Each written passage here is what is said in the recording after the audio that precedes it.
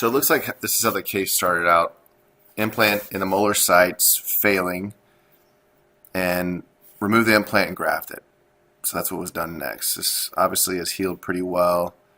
And now we're going to put more implants in. And the two implants that are placed, these are both 4.5 by 8.5 millimeter diameter implants. They're Megagen Ridge with a 3.3 core, and sites number 18 and 19 is what I'm being told. So just to start out, if you zoom in on this x-ray, you'll notice that the healing abutments is not fully seated on either one of them. You kind of see this one's angled out a little bit, and there's a gap between the healing abutment here, and look, this looks a little bit more closed. It looks like the healing abutment is binding on the bone on the mesial aspect, and kind of the same thing on this side. Looks like it's binding here and binding there. They're not fully seated. So probably a really important thing to do is make sure that these are fully seated right after placing the implant. Otherwise, you'll get some bacterial growth in here, and you get some bone dieback, which is not great. Also, the pressure of the healing abutment on the bone is not good for stability. You'll have some bone dieback if that's the case. These will ultimately, in the patient's mouth, come loose. They won't be able to stay. Even if you torque them in, they're still going to back out as the bone remodels around those implants. These implants were placed 4 days ago, and the question I'm getting is, should I splint the crowns or back them out and place a larger diameter implant?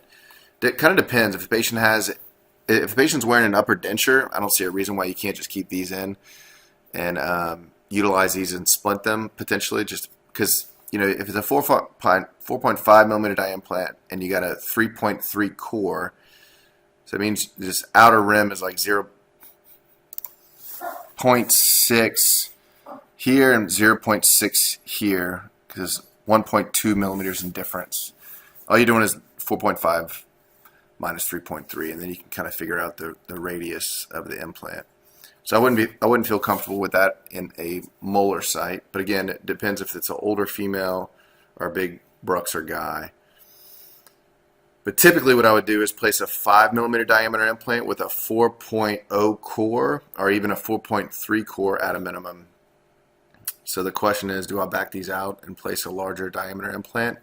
If you could potentially get the patient back in, you're going to have to do something with these healing abutments. But yeah, you could potentially back both of the implants out now before they integrate, because it's going to be really hard whenever they integrate. Back them out, place a wider diameter implant. Then I was given the CT scan to take a look at, and you can see on the CT scan the volume of bone. So I upgraded these implants to a 5.5 millimeter diameter implant and 10 millimeters. And you can see we have plenty of bone here to even place a 5, or even place a 6 if you want to place a 6. Now this is a 4.0 core.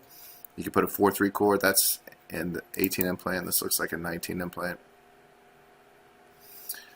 And really, what was done was a really nice workup, wax up. I didn't do this. This is how it was given to me. The STLs were stitched really well. 2 really nice crowns were designed. I think this is really excellent work for whoever did it.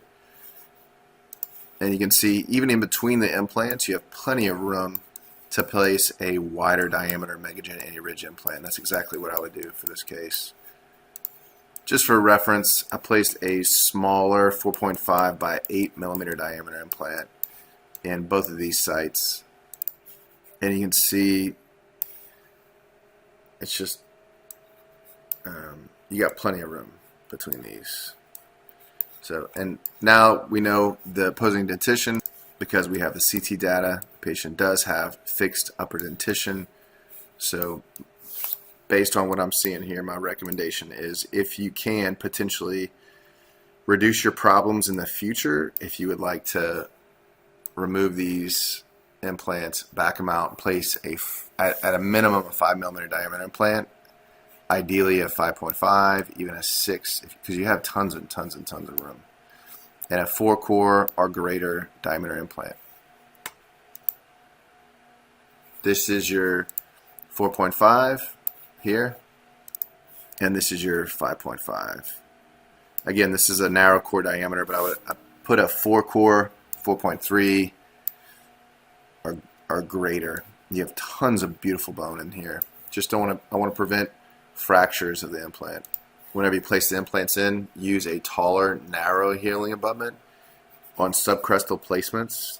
to prevent bone remodeling. Hope this helps.